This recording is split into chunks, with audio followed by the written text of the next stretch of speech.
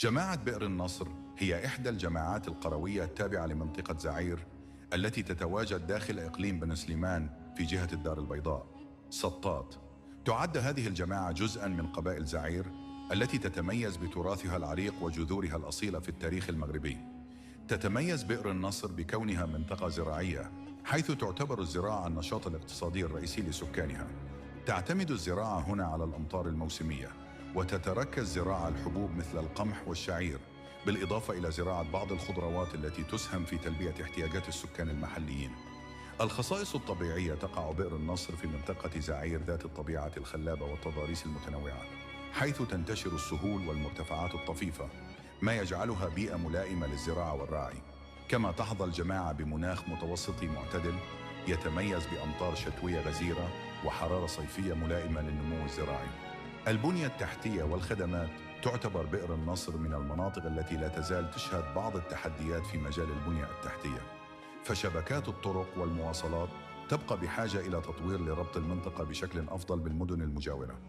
أما من ناحية الخدمات، فتتوفر بعض المدارس الابتدائية لتوفير التعليم الأساسي، كما توجد بعض المستوصفات الصحية لتلبية الاحتياجات الصحية للسكان، إلا أن المنطقة تفتقر إلى بعض المرافق الأساسية، مما يدفع السكان إلى التنقل للمراكز الحضرية القريبة.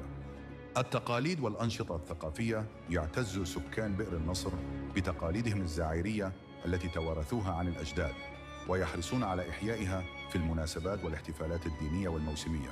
ومن بين أبرز الأنشطة الثقافية التي يشتهرون بها التبوريدة أو الفروسية التقليدية، التي تعتبر رمزاً للكرامة والقوة في الثقافة الزعيرية، حيث يتجمع السكان للمشاركة في عروض الفروسية خلال المواسم والمهرجانات المحلية.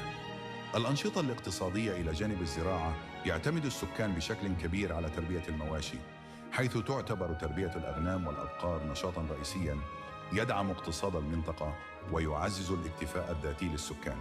كما يعتمد بعض السكان على الحرف التقليدية التي تتمثل في صناعة الأدوات الفلاحية التقليدية وبعض المنتجات اليدوية التي تعكس ارتباطهم الوثيق بالأرض والطبيعة.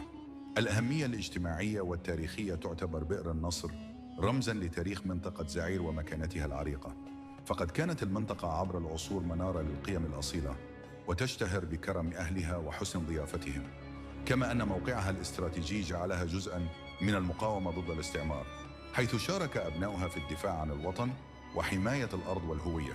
باختصار، تعد جماعة بئر النصر نموذجاً للمجتمعات القروية الأصيلة في المغرب، التي تحمل في طياتها تراثاً غنياً وتاريخاً مشرفاً